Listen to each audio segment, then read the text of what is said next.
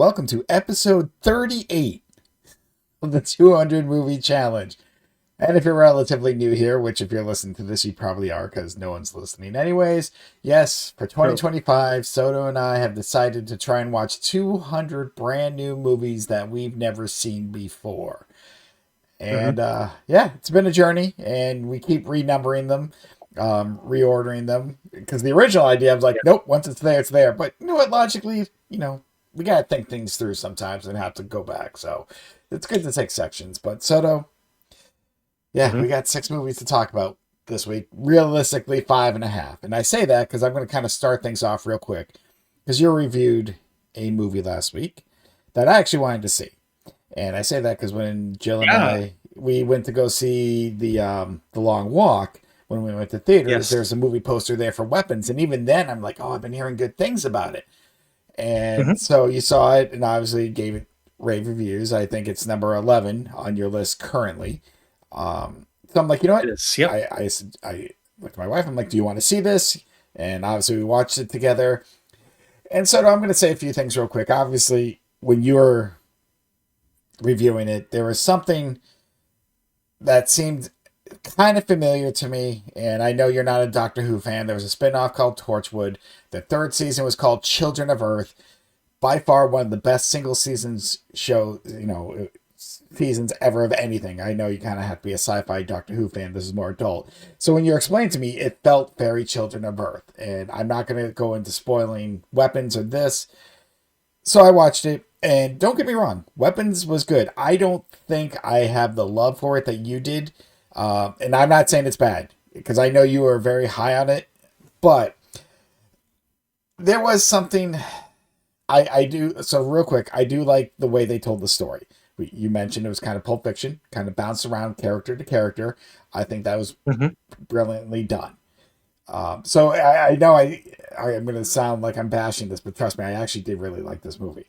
Um, the And it's premise okay. there. I didn't make this movie, so you can say however No, no, no. I you know, can say. I know.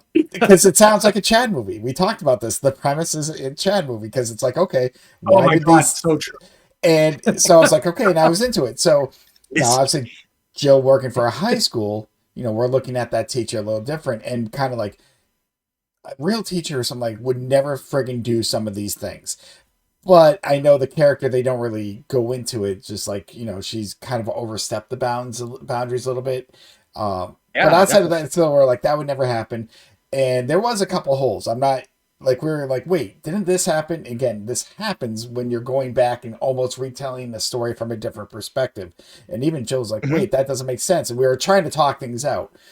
That being said, Soto, hmm I haven't watched a lot of movies. I did get what the story was and what the ending was. I had to explain it to Jill a little bit, and I think that just helped from me watching a lot of sci-fi and getting things that weren't blatantly explained to me. And the ending, I was a little shocking. I mean, I guess I not Yeah. shocking not that it happened because everything. A lot of it was in a way predictable once you kind of figured out where it was going, but the end result, if you know what I'm Yes. talking about with it. And I'm not was like, whoa, okay, damn. And I do Yeah. wish there was a little more backstory to the ants.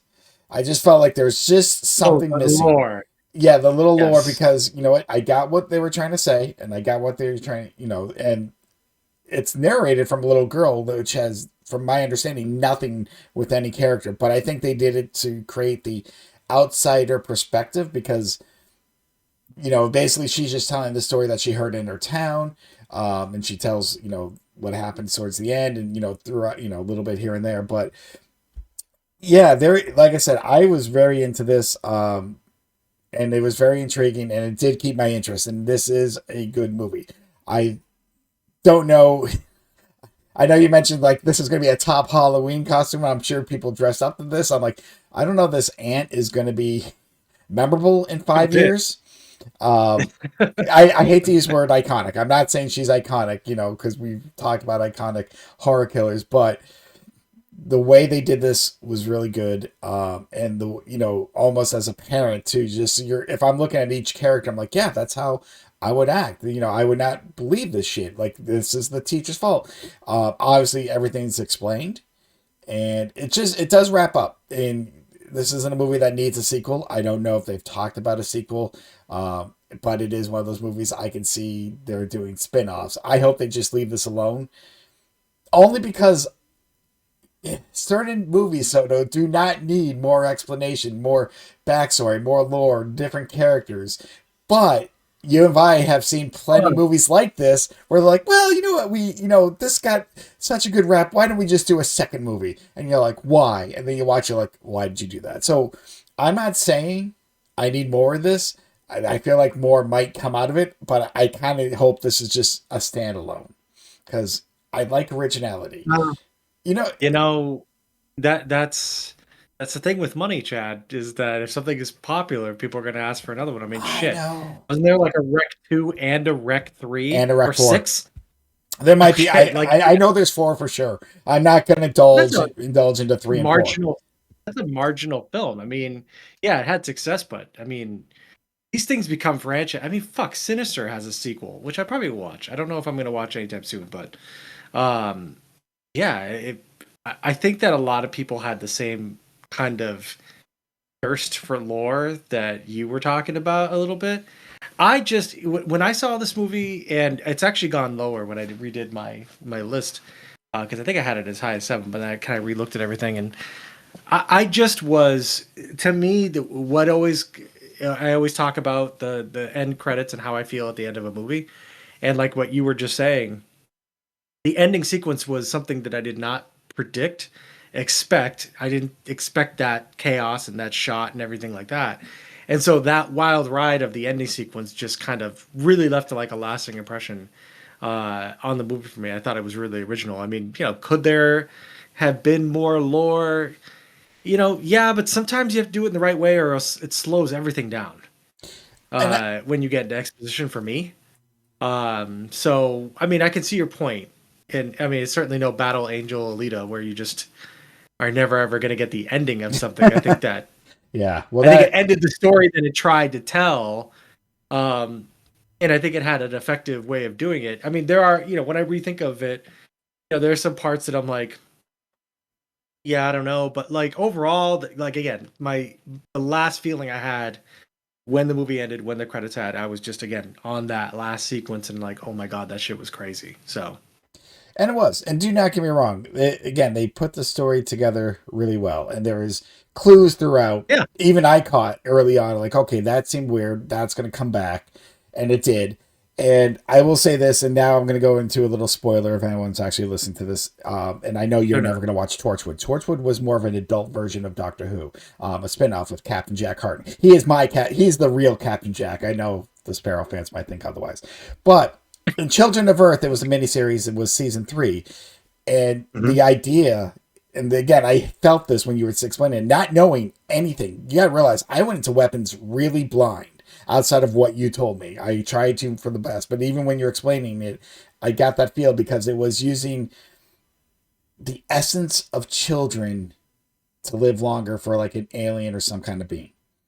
And okay, yep, so you see there, I knew when you explained, I'm like, all right, I don't know how, but I felt that you explained to me, and I originally went to Children of Earth, Torchwood Children, and the good thing about again Torchwood is they gave a twist that was a very good twist. Like you just don't see that coming. I mean, and basically, long story short, I don't know how to explain, is the fact that the main character gave up these 5 children to the aliens, basically to try and save the world. So basically, your hero's the villain, but he did it to try, and he's always dealt with that. So it was so good and something you didn't expect. So yeah, anyhow, that essence thing, and that's why I think I got this a little bit more. Whereas Jill's like, wait, how did those kids and the twigs, at the end, I'm like, well, she probably was growing it because she was trying to live long, So I kind of understood that, but I think a lot of people who don't watch a lot of sci-fi, because that's more sci-fi-ish, might not get it as well.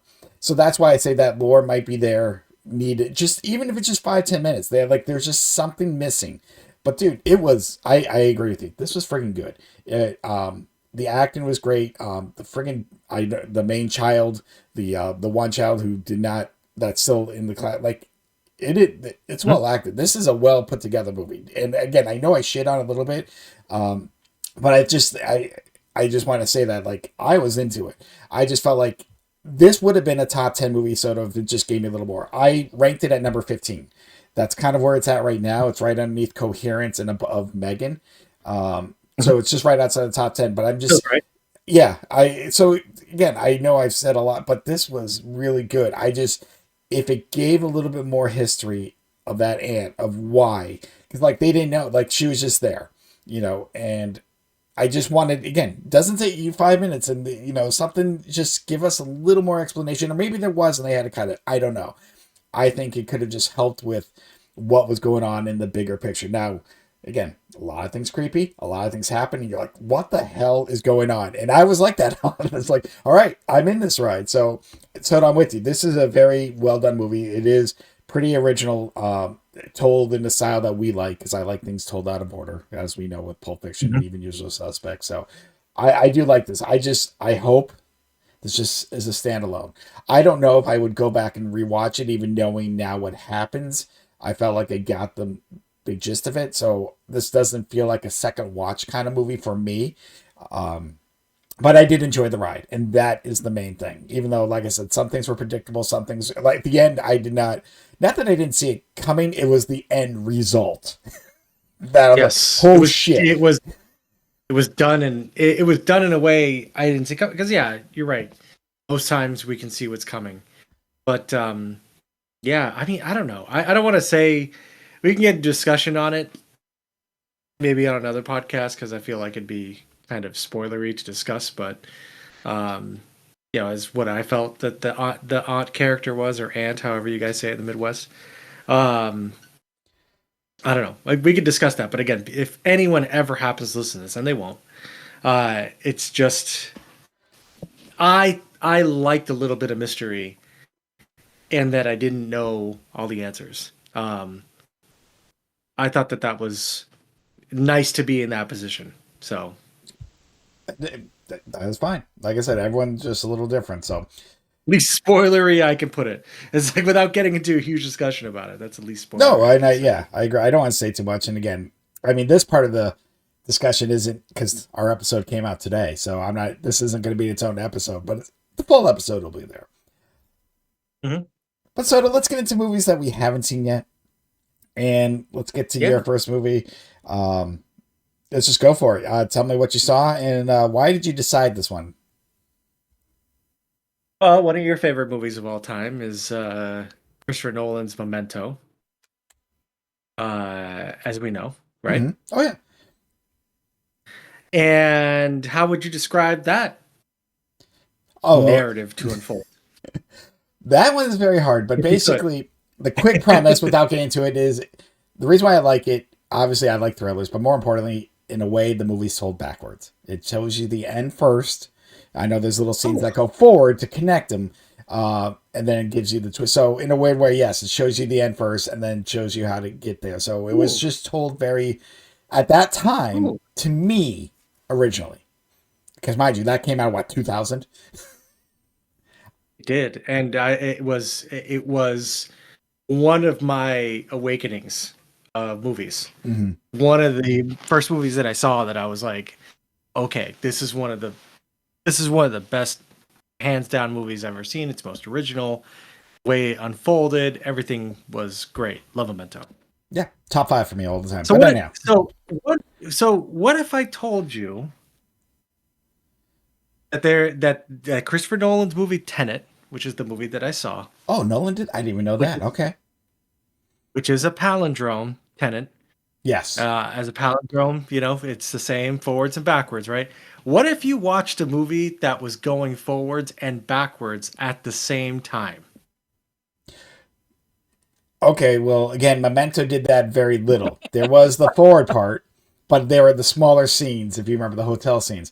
If done right, that would be amazing.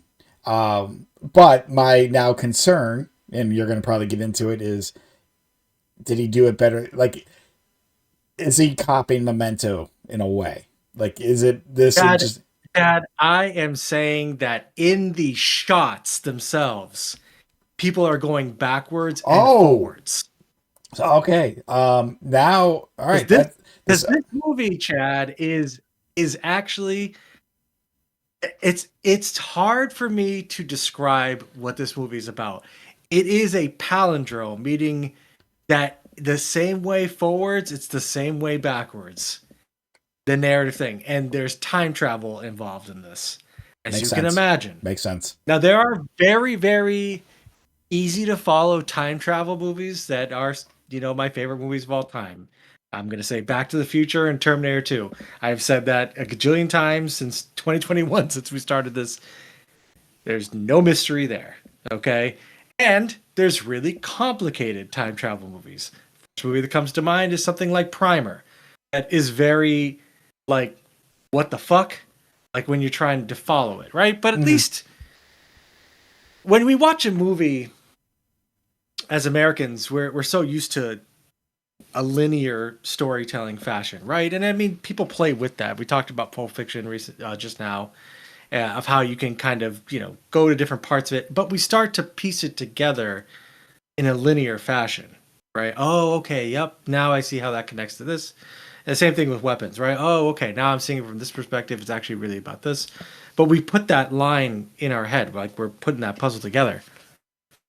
This movie is difficult for me to really grasp because it's happening like it's very I found myself trying to understand what was going on, and then inherently one of the things in this movie is that as the main character, literally he's the protagonist, he's called the protagonist, um as he's trying to kind of unravel what the hell is going on with these temporal beings, and there's war being done over timelines and stuff like that, and the way things are explained with like reverse bullets and how you can kill somebody with a reverse bullet, like, but you have to picture that you shot them. It's fucking crazy. But it's somebody was like in the movie is like, oh, try not to think about it too hard, just be with the vibe. And that's kind of what Christopher Nolan is asking, I think, in this movie, is that it's like, okay, just kind of let go that we're so tied to the linear thing and just kind of just watch it unfold without trying to control it so much. Because I think we do that subconsciously or consciously when we watch a movie. We're always trying to figure out how it's going to end. Like we're always like, oh, Correct. okay, like trying to see signs, trying to see things that are obviously like, we know the shots that we see. We're like, oh, that's going to be important coming up, right? That's going to come back into play later because they just set it up that way. But it was really hard to fucking wrap my mind around this movie. I think I texted you that my brain hurt at the end of it. I kind of was like, okay, it will require me to watch this again just so I can be like, maybe even a few more times until I kind of understand it, because it just was such an out there idea. And I missed, I'm not gonna lie to you, dude, I missed a lot of this movie. I was trying, it did make sense to me at the end, but this was a movie that was hard for me to kind of let go of my normal sort of paradigms of how I feel about a normal like 3 act structure and everything. I just found this movie to be very confusing, but I not like in a bad way. Like I felt dumb watching this movie. Does that make sense? Damn. It does. Like I And felt I was the problem. Like I was like, "Ooh, I'm not smart enough to understand this movie, right?" Like we talked about this some games where I'm like, "Ooh, I'm not good at this game or whatever." But like I felt that uh it was just beyond me a little bit, and I feel like I'm gonna have to watch this again, to understand it. I think that the ideas are cool, but man, I was confused a lot during this movie. I'm not gonna lie. that could be a problem with movies like this because going back to Memento, obviously Christopher Nolan, we pretty much knew what was going on. I mean, the vibe he was going for, like telling it from the, like I mentioned, from the end to the beginning, and we were just trying to Hmm. figure. And when you see it, and when it ends, at least my initial reaction was like yours, like that was an amazing, well done movie. I kind of need to see this again to get the Yes. clues. Kind of, we talked about this a little with Pulp Fiction too. Not maybe it's not much, but Memento's one where when you know the ending, you get that second, that thrill of watching it again, and you want that experience. This has me a little worried because now I'm like, I kind of want to see this, but and you're kind of like seeing it again, but it's not like you're looking forward to seeing it again. You know, I think you want to do it just so you can understand it better, and that to me might ruin the movie a little bit. And I don't know, not having seen it, but to me, like you said, when the experience is done, what is your initial reaction? You said it. You felt stupid, which a movie should not make I you felt feel when it's this. You know, for not like this, not like I don't get it when it's So I don't know. I don't well, that. no, I'll tell you that the end actually the end made sense, and Oh, okay. I was like, oh, okay, all right, like, okay, I can, oh, okay, shit, all right, so like that's what makes me want to watch it again because I'm like, wait a second, because like stars Robert Pattinson, right? Mm-hmm. Another actor, the main character, the protagonist. I did not catch his name, but he was great in it. And their relationship throughout the entire movie, it changes completely at the end, and it informs what you've just seen. Now, I my only problem with Christopher Nolan, but this is not just unique to him, is that I find his action sequences to be at times kind of boring. And I've talked shit about the Batman trilogy or whatever. Mm-hmm. That's fine. That's more. I find Christian Bale's performance to be annoying, but I get really bored of his action sequences, and his action sequence in Inception really sticks out. The one where Tom Hardy is just fighting in the snow and he's doing this Call of Duty thing, and then like trying to do the final push to steal the dream or to I'm sorry to put the idea in the head to make him sell his company or whatever.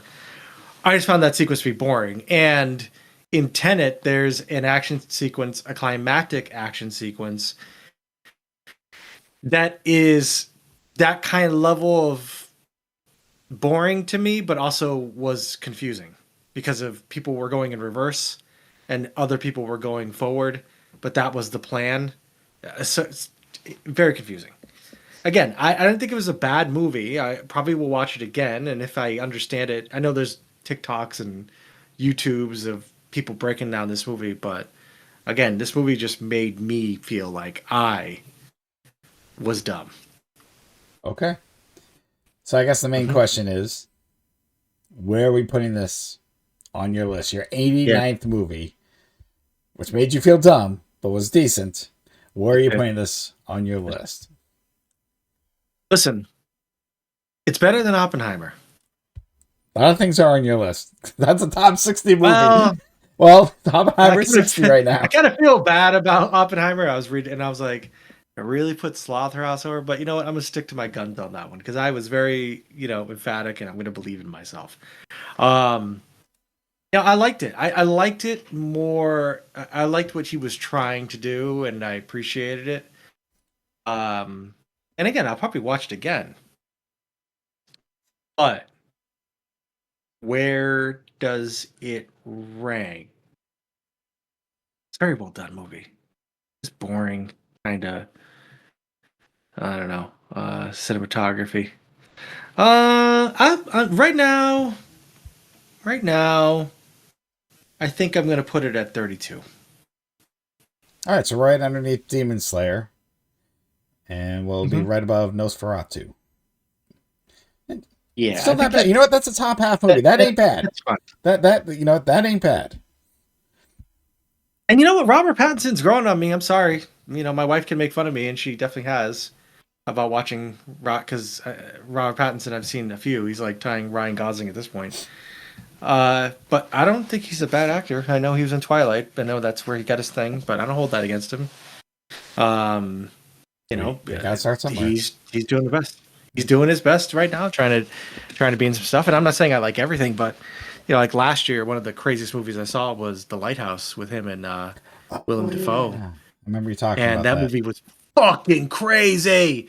Yeah, I mean, it's definitely not everybody's cup of tea because it's black and white and it's a slow descent into some dark shit.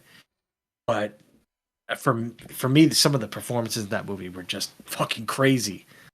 I don't know if I ever see it again. I might, but I thought it was Willem Dafoe always is great in most of what he does. So he was awesome in that one too. All right. Well, let me get to my second movie, but I guess the first new movie I can add to our list that I saw this week. And Soto, this technically now is the newest movie I have seen during this project. Because this Wow. was released straight to Netflix October 10th. Hmm. And it stars Keira Knightley and Guy Pearce. Speaking of Memento, and I was going to say, I've always been a fan of Guy Pearce. We kind of now just talked about it from Memento and LA Confidential because those two, Yeah. like, I'm like, he just kicks ass. Unfortunately, he's had an up and down ride since. But I Yeah. saw this movie called The Woman in Cabin 10. I was on Netflix looking for a film. This looked like a good suspense thriller. And I was like, all right, like you say, just press play. So Hmm. this is actually It's a based, new movie with it's a Guy Pearce new, and Keira Knightley. new movie. Yeah, it just came out Wow. last month. So technically, if you look at my letterbox, this is the newest movie that I have seen because this never was This in could theaters. easily be like an early 2000s movie. Like, like when you say those, and I'm like, oh, this came out in the early 2000s. Nope, this came out in This 2025. came out in 2025. This is based on a novel that just came out not even 10 years ago, not by any author that we would probably know. So, anyhow, let me give you the premise. And again, this sounds like a me premise, but anyhow, well, let me give you the start. So, Keira Knightley plays a journalist, and the movie kind of starts off. You see, she basically witnesses a murder. And you kind of learn that it was a source that was talking to her, and they got murdered. She got murdered because of it. These people basically threw her in the car, drowned her, and that was it. So obviously, Keira Knightley took some time off. Now she's back at work, and she's trying to, like any journalist, like she's just trying to move on, find the next big thing. And even her boss is like, "Why don't you just find an easy thing to do?" And she's like, "Well, I have this project or this thing. These basically rich people for this charity want me to come on this yacht, kind of do this piece of the charitable work or the new charity that they're going to be doing." And so it's kind of a joke. Oh, a yacht, blah blah blah. So yeah, she goes on this yacht, and basically Soto, I mean, she's like us, t-shirt, she doesn't think high, not that we don't think highly of ourselves, but we're down to earth. Let me just put it that way. It's not Mhm. like we live in this rich world, and these people have Certainly millions and millions of dollars. One guy's like even like a famous rock star. So she already is kind of like the outsider, but she was specifically asked to be on here. And her ex-boyfriend, who's a photographer, happens to be on this too. She did not know. They did not know that they'd be there. And I say that because one time she's trying to duck him. Just she sees him coming down the hall and she's just trying to be on her own. She goes into cabin 10 where she sees this young lady. She's like, "Oh, I'm sorry. I'm just trying to get away from someone, blah, blah, blah." And they're like, "Okay, no big deal." And in the middle of the night, she hears someone get thrown overboard. And she's like, "Where's that young woman from cabin 10?" And they said, "Cabin 10's been empty. No one is there." And she's like, "No, no, Of I talked course. to her. I saw her." And they're like, "There's no one registered." So I will say this, Soto. The premise started off pretty well.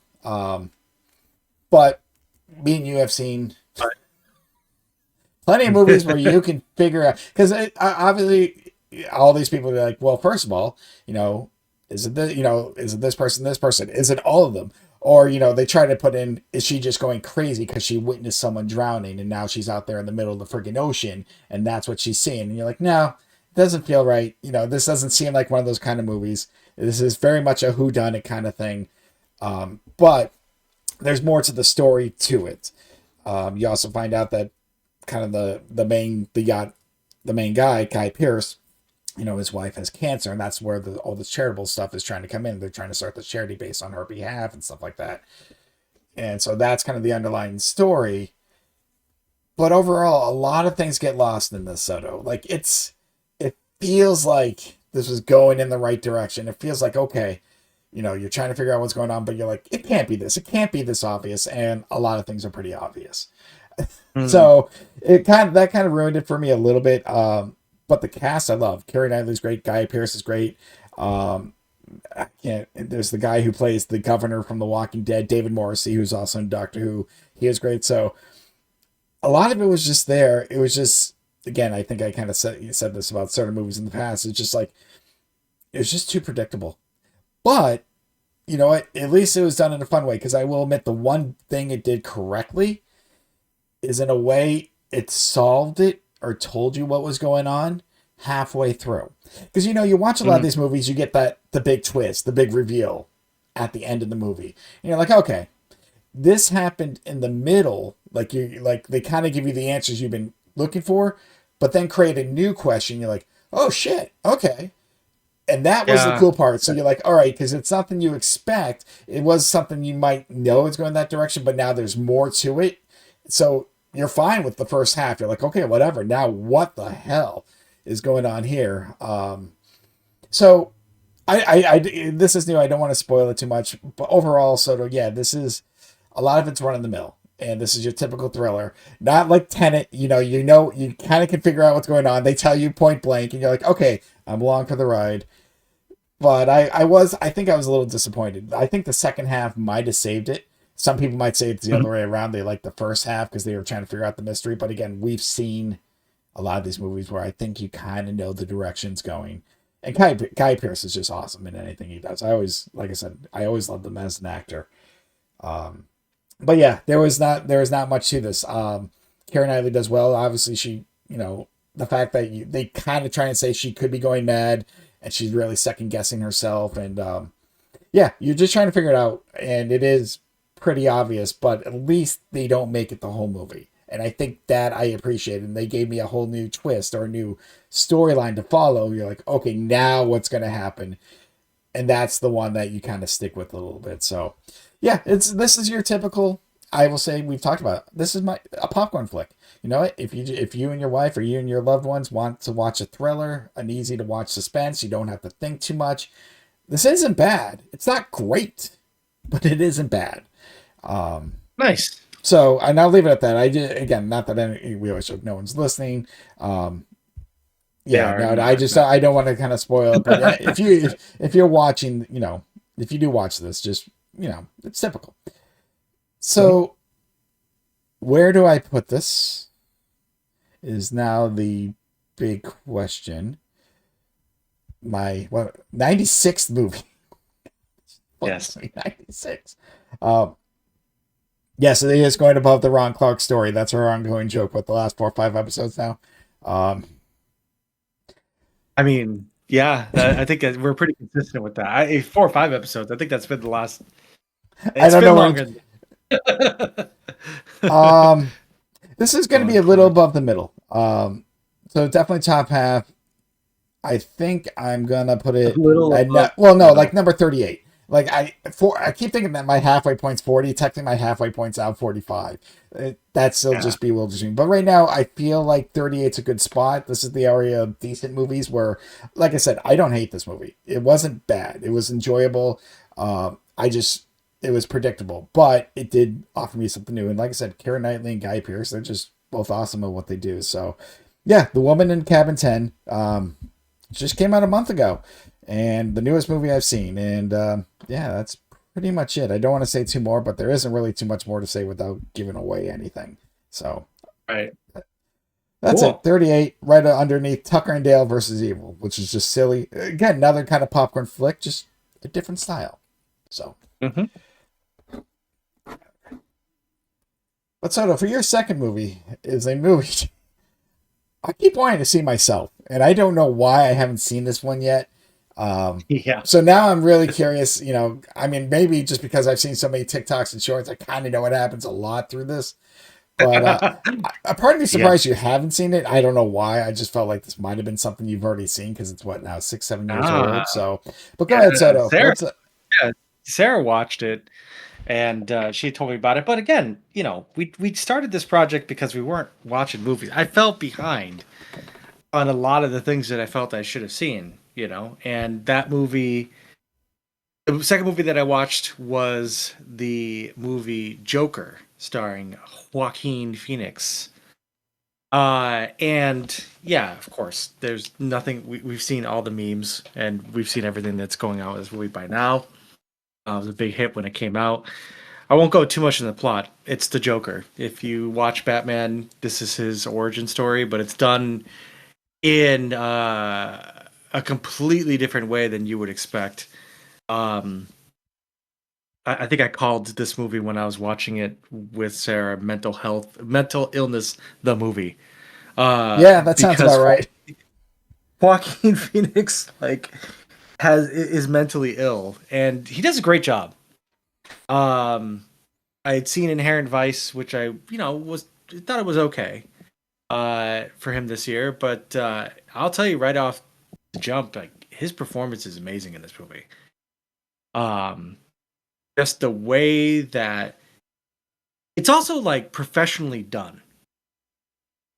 What I mean by that is I'm not saying that it's not like shot like slaw or anything like that. I'm just saying that Oh my when you watch god. a movie, you watch a movie and you're in the hands of somebody, a professional filmmaker, right? Like Mm. the shots look nice and everything's, the colors are great, and you're like, okay, cool. And so it was just a really professionally not gimmicky look at sort of how Joaquin Phoenix's portrayal of the Joker, how his character kind of devolves into madness, essentially, with all the things that are going on. And I found it to be believable. I found it to be pretty gritty. It was very sad. But I really did not feel like I was watching a DC movie. Now I'll say this: I was surprised with how much DC stuff there was in this Really? because I didn't know. I thought it was going to be more of a side thing, but you really can't have the Joker without some sort of reference to you know who, Yes, of right? course. And how the context with you know who, not to spoil it for the two people who haven't seen this, me and you. I recommend if you want to see this, you definitely should watch this. It's awesome. The last third is great. How everything works out. Robert De Niro, nice little surprise in this. He wasn't in this a lot, but you've seen the memes. He's clearly in this.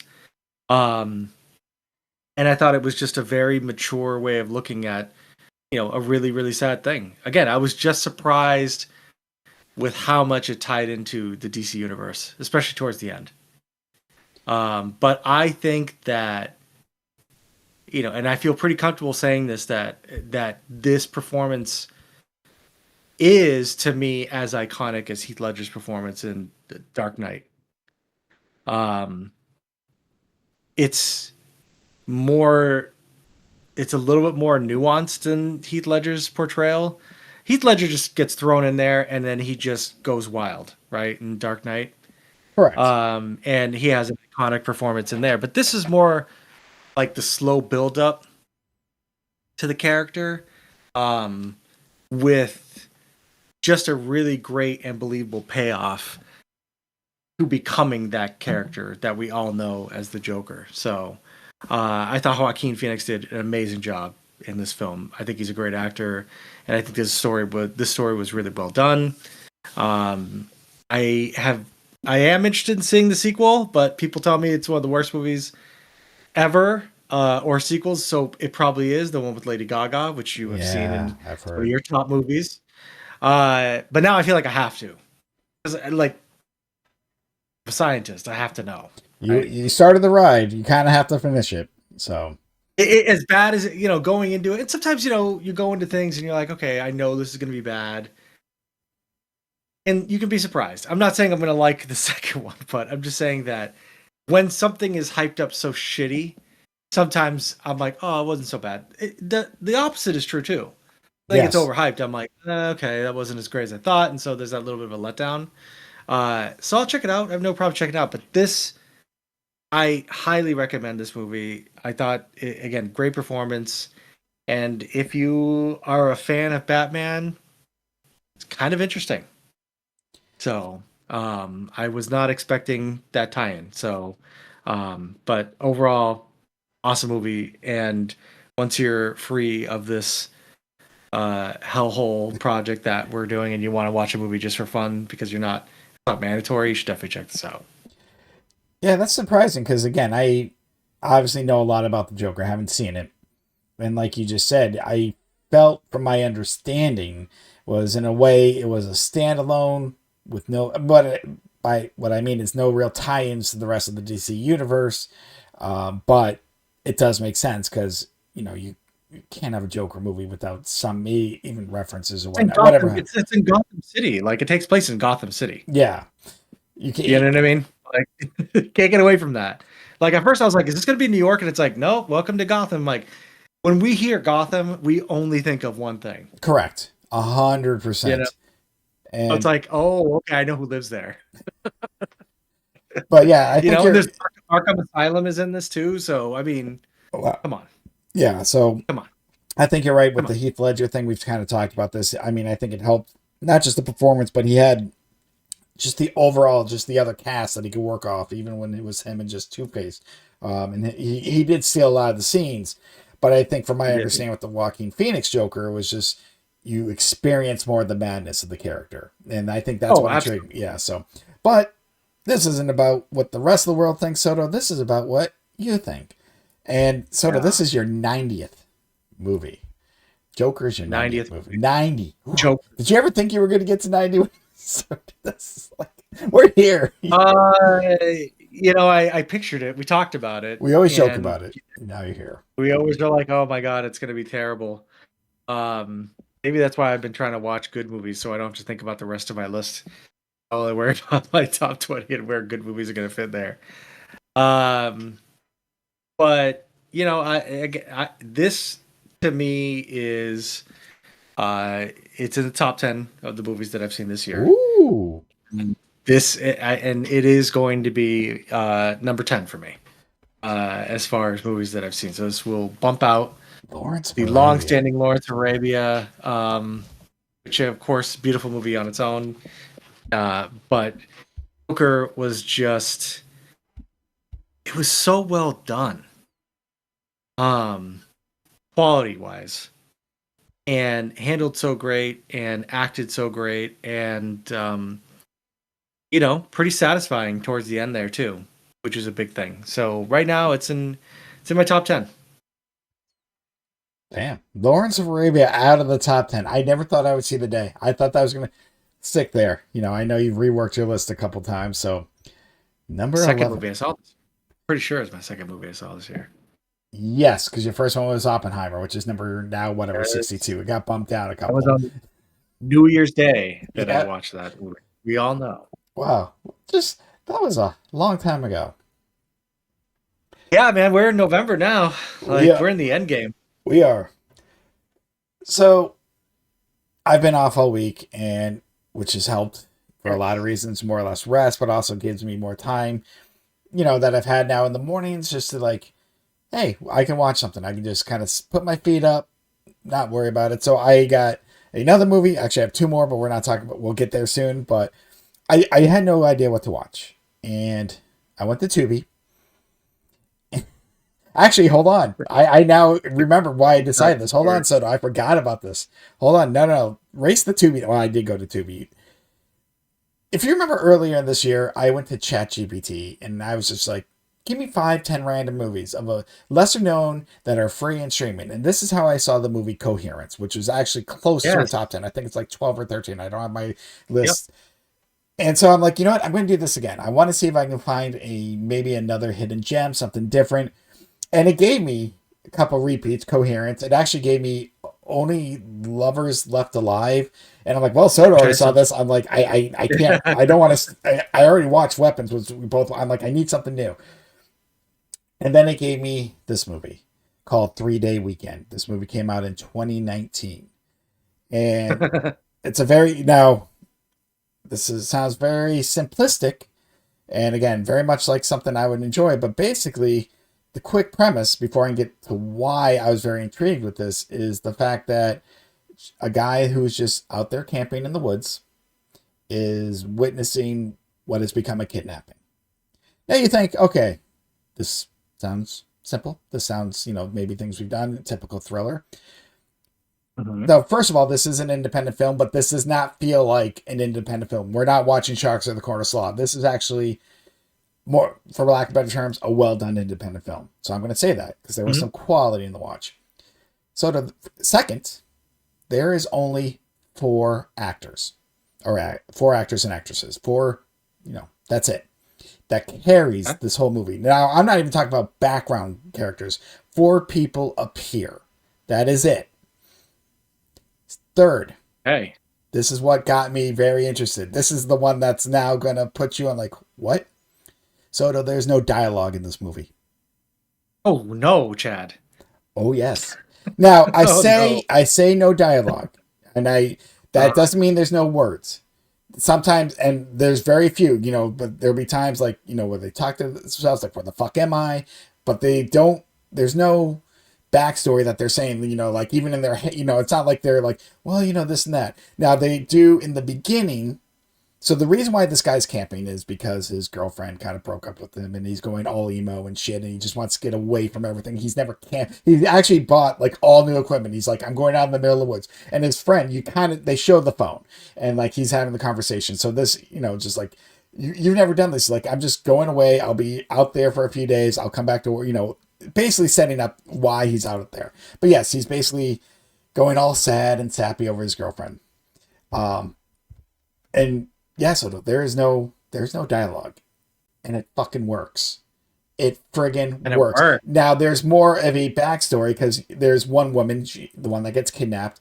It's basically he sees this car, the blinkers are on, he pops the trunk, she's in the trunk, and obviously she has no. Now they kind of cheat because she is mute, she can't talk, she sign languages. So there's that one reason. But you also realize Oh. there's a bigger story going around because there's now 2 guys who want her, and you're trying to figure out why. And you find, so there's more than just the kidnapping, it's why she got kidnapped. And it does get a little cheesy at some parts because you're like, okay, this is weird. Like, I will admit, the first thing the guy's like, I'm fucking out of here. Like, he sees the girl, he's been shot at, and he's, it's not like he's trying to save the day. His initial thought, which, for pretty much most of us who aren't heroes, are like, I'm just going to get the fuck out and find the police. Like, what the hell am I going to do? You know what I mean? And obviously, there's Mhm. the same old tropes. Oh no, the car won't start. Oh no, the other one's out of gas or something. So I'm like, oh come on. Uh, But I'm like, okay. But like I said, Soto, I mean, the fact that there's no dialogue was weird, but you got every emotion. You knew what was going on. You were never, like we kind of said about a movie before, you're not confused. They didn't force anything for the most part. Again, having the deaf woman was funny because you're like, that's how they get out of it. But yeah, he's just like, again, just talking to himself at the time, like, what the fuck's going on? So yes, there is words, but it is just, that's it. Like, shit, shit, shit, but there's no conversations between the 2 people, even the other 2 guys, for separate reasons, who are hunting down this woman. So there is this little puzzle thriller going on, um, which pays off at the end. But then it's one of those things like, this seems way too elaborate. But oh well, I'm in for the ride. But yeah, so again, the no dialogue thing is what got me hooked. I'm like, I need to know how this works and why it works. Oh, I kind of was expecting like this is just gonna be bad. There's gonna be no sound, no nothing. Um, but yeah, they made it work, and I was impressed for what it was. And I've said this about a film or two, like this is, you mentioned, going out in the woods and just maybe filming something scary in New Hampshire. Maybe this isn't really scary, but that's how I felt. Like yeah. they just like, hey, let's just go out. We can film this if we do this right. And again, it wasn't like it looked cheesy. You can tell this was actually quality film. Not again, I say that because we watched Slaw. I know we watched Sharks of the Corn, where you're just like, oh my god. And the acting again wasn't bad. A couple of the guys maybe a little cheesy, but for the most part, the 2 main characters, the guy that's camping and the girl, like they carry this film and they carry it well. So yeah, so I mean, it's less than 90 minutes. I don't know what else to say without trying to spoil it. But obviously, they Less than 90 minutes. Okay, it that makes it is sense. around that, yeah. So it That's wasn't actually. I'm looking it up now. 79 minutes. So it is an easy watch, and the fact that I was a little worried. I'm like, God, if there's no dialogue, I'm probably gonna get bored of this quick. I was worried, and I'm like, I wasn't bored. Um, is it the I'm best thing following I it. watch? Yeah, no, I followed it easily. Couple weird parts or weird character. A couple of the guys were just. I guess the other 2 guys were just weird in some parts. Um, but I think they got who they did and they made it work. And will I see this again? No. I'm not going to see this again. But this wasn't bad, Soto. Again, this is very much a me movie, and I did like it. Uh, I just never heard of a movie that wasn't a silent film, obviously, where they basically promote it as no dialogue. And I know it said it went to a couple film festivals and stuff like that, but I guess 3-day weekend. yeah, 3 day weekend. It is on Tubi. Definitely better than a lot of the Tubi movies that we've seen. Yeah, and it's the number three. It's not, you don't spell out three. You have to. It's the number three. And I don't know why. That's just the way it I love goes. your rule. We got to be cool. You don't spell it out. No, You never do. so where do I put this? Again, this is going to be in my 30s, and I'm feeling this right now. I'm putting it at number 32. It's Okay. going to be right underneath Tag, right underneath Mayhem, because again, actually, like I said, I enjoyed this. It was, for what it was, well done. I feel like this is something, again, I probably would have done when I was in school if I would have kept, writing and done more, because I'm like, this is simple. You don't need a lot of special effects. You can, the few blood scenes you can fake, so like, this is an easy movie for any independent. Again, you joke that this felt like an early 2000s. Yeah, this movie could have easily been done in the 90s and it would have just been as good. You don't need all this stuff. You don't need this elaborate setting or anything. It helps.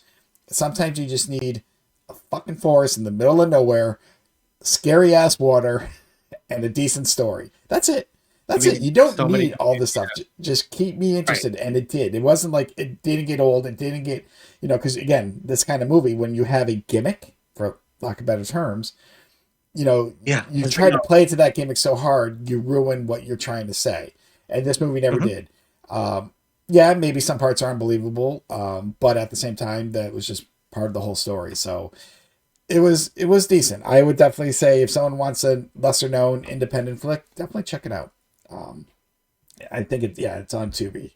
But yeah, thanks to ChatGPT, that's why I picked that movie. It gave me that as a suggestion. I said, okay, I will do it. So let's go. But Soto, I did see one more movie, and I saw it yesterday because it just came out to Disney Plus. I've been keeping up with some of the new Marvel movies. I saw Thunderbolts earlier this year, so I'm like, I gotta see this. I have to see this. I saw the Fantastic Four: First Steps. And so again, all about it. Came out streaming. I did well in theaters, because a lot of people are saying Thunderbolts and Fantastic Four have kind of revitalized what Marvel's doing, setting up Doomsday, Doctor Doom, and all that stuff. But before I get into it, Soto, I got to say something. Well, first, let me tell you, when the way this starts is similar to how you felt about the first Tom Holland Spider-Man and a couple of these. We've seen these movies done so many times or remade so many times that they always have to go back to the origin story. Like, if you remember, obviously, Tobey Maguire, Andrew, they kind of tell the same story with Uncle Ben, but with Tom Holland, it's everyone kind of knows it. Let's just put him in. They know what's going on. And I appreciate that with the Fantastic Four, because it starts the same way. We did not need to know why they got their powers. They just start already having them, which sort of moved me, because we grew up in the 80s. And, obviously we talked about comic books, these kind of characters. And at that time, 80s, even early 90s, if you were into these superhero movies, outside of the two very popular ones, the Christopher Reeve Superman or, Batman, you were considered pretty much like a nerd, a dork, whatever. And now these kind of movies have become so socially acceptable. Everyone's just like, but think about it. When we were kids, these kind of movies, they were not made for the public. They were made for fans. And, a lot of people look down on them. And now we're in a time period where people are loving this. And so, yeah, I love the fact that I did not get an origin story for Fantastic Four. They kind of already start. Now, yes, it takes place. You can kind of tell it does not take place on this earth, because it takes place in a weird way in the 60s, but it's very futuristic, what the Fantastic Four kind of is. Obviously, anyone that's been keeping up with what's going on with the multiple timelines know somehow, sooner or later, this Fantastic Four is going to wind up with our heroes that we've been following for the most part, because you're like, this does not take place on this earth. You just know that they would have been part of the story. But so it starts off, and this isn't a spoiler because this is literally the first scene. Mr. Fantastic and Sue are having a child. hence kind of this thing first steps. Mhm. They kind of say they've been trying for a while. They didn't think they could, especially with their powers that they got. But she's pregnant, blah blah blah. And so you're like, okay, like this is great. This is where they're going. I did not think, because I kind of knew there was going to be a baby involved in this. I just didn't think that was going to be the introduction. Um, Mhm. and then they get a visit from the Silver Surfer, a female Silver Surfer. I don't know too much of, I think I don't know, like in the original story, if it was male, if there was male and female, but kind of like in the very first Fantastic Four, they bring that back and they warn them about, hey, your planet's going to be gone. Galactus is coming. There's nothing Mhm. you can do. Kind of like, just be with your loved ones, kind of thing. So they go up, they find out where Galactus is, kind of find out what it wants, and they're like, yeah, there's nothing to do. Then he finds out that Sue's pregnant. It's like, and then consents the child, and it's like, you give me your child, and I'll leave your planet alone. So that's kind of the big thing, because obviously they don't want to give up their kid, Hmm. but when they go back to Right. the Earth, they kind of hear, everyone on the planet hears this, and like, why won't you give up one kid for like? And so that's kind of a big part of the story.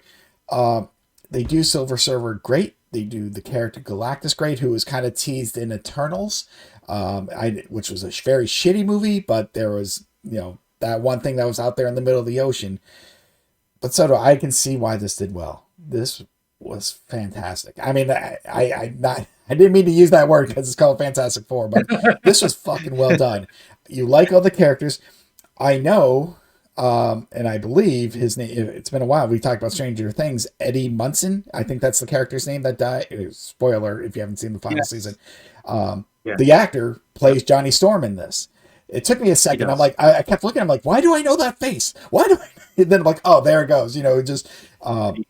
But all the characters, like you feel the chemistry, and I said this about Thunderbolts. You feel the chemistry between these four, and that helped it immensely. And again, the threat of Galactus and the Silver Surfer, and what that is, yeah, if you follow comics, you kind of know why that connection is there. Or maybe if you saw the Mhm. very first movie, whatever, mid 2000s, you kind of know. But even though I kind of knew where that was going, it kept me interested. And it just, dude, it was so well done. I know I told you to see Thunderbolts. I know you don't have Disney anymore. This was better. And that's kind of spoil where it was ranking, but I can see now why people are having high hopes for where they're going with Avengers Doomsday, and just hopefully they hit it out of the park. This is probably the best Fantastic Four movie they've done, in my opinion. That's Oh, not yeah. saying much. I mean, well, the original one with was Jessica Alba, Chris Evans before obviously became Captain America. Yes. At that time, was fun. Like it wasn't big of this overall universe. It was kind of a standalone, obviously. And then they did the sequel, which had the Silver Surfer, and it just kind of got worse. And I never saw the next remake, which was whatever 5-10 years ago, whatever it was. I don't even want to think about it because I've heard that Mhm. was shit. I'm not going that route. Yes. This is part of the MCU that I kind of want to see. So, no, they nailed it, and they nailed the look, and it was so enjoyable. It tad under 2 hours. I was a little worried. I'm like, is this going to be a long film? Because I felt like Thunderbolts was like 210, 215. I could be wrong. Now, this is like right under 2 hours. So this just fit. And it never bored me a second. They never had to give me any kind of deposition where I'm like, oh, this is stupid. Why do I need to know this?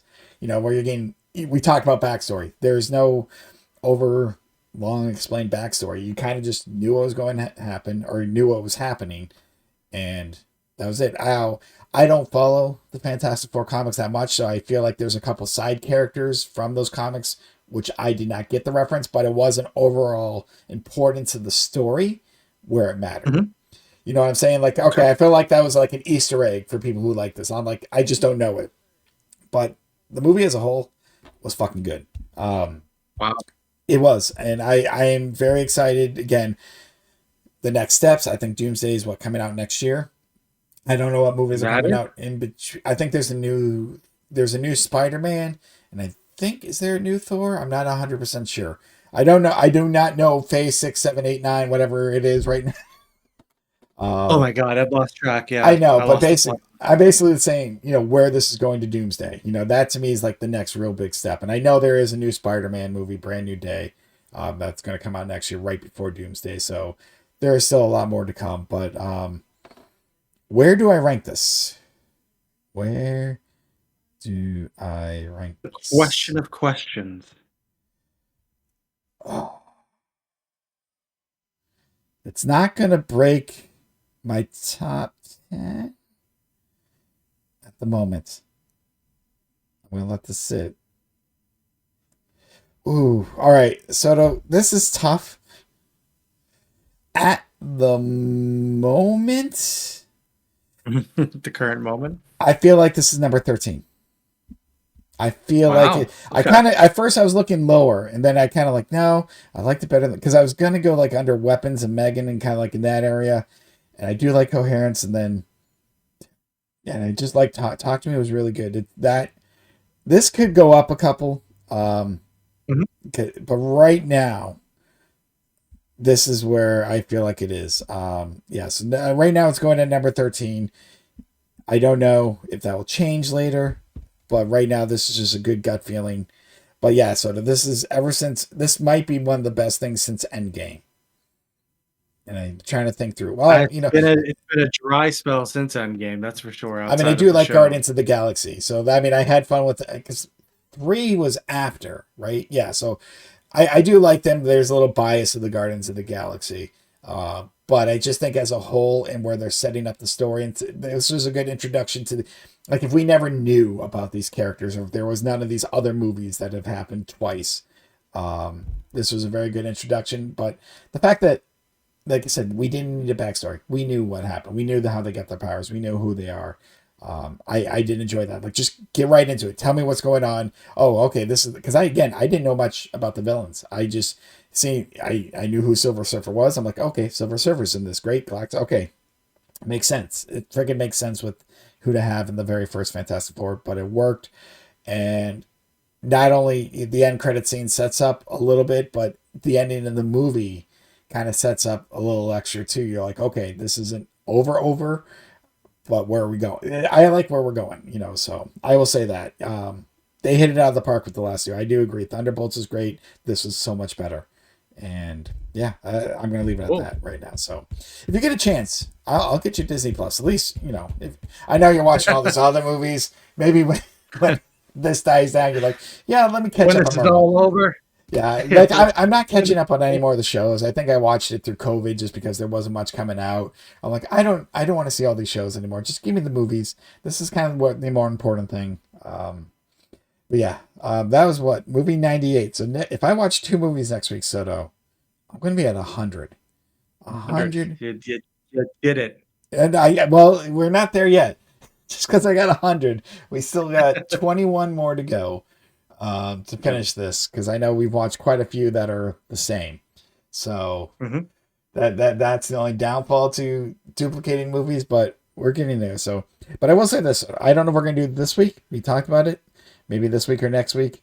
Start thinking of a movie, and you can text us if you think of it early that you want me to see that you don't think I've seen Oh, yet. I already got one for you. I just got to make sure it's still free. Um, but I do I because it's very much a Chad movie, and you may or may not like. Don't worry, it's not a musical. Not a musical. I'm not going to go that route for you again. I just don't know if my movie is free anymore. So I'm going to have to look. If not, then I'll find a second one for you. But anyhow, it's not like we have to do it for next week. But think of one. But Soto, that's okay. it. Yep. Episode 38 is in the books. 179 Oh, movies. 21 more to go. We're getting there. We're getting there. tired. I'm tired, boss. I'm tired, boss. So am I. Like I said, at least a lot of my personal life is now opened up so I can finish this and work a little bit more on podcasts. It's like I felt like some movies I kind of forced in and like I just need to get it in, which is not the way you should be enjoying movies. So yeah, this week has been great because well, no, because you're like, I got to get this in, fuck it. And if you're not even paying Yeah, attention half the time because it's bad, you're like, ugh. right. So I think this week, I mean, like I said, I did not want to watch any TV specials. I want to watch something decent. Woman in Cabin 10 just didn't really hit it out of the park like I thought it could, but I mean, It's free. it was free. And that's what we're doing right now. It's free. So, oh, excuse me. But Soto, that's it for this week. Next week we'll do 39, and we'll be at 180 or so. And we're just gonna keep on trucking. We're gonna get there. This will be finished by the end of the year, and then we'll have We then we'll are. have a 200 movie recap podcast, and that should be freaking hilarious. Oh, I'll be Not, drunk. yeah, no, we not like we have to talk about each one. Just kind of like our overall thoughts, why this is number one, and maybe some hilarious like Slaughterhouse is over Oppenheimer still. How did that happen? But oh, Soto and Chad holiday special. I can't wait. no holiday special not after the Star Wars one. But I know if you're hearing this yet, put a movie in the comments. We'll listen to it. And until next time, just go watch good movies, people. Get ready for Christmas. Just hit play. That's it.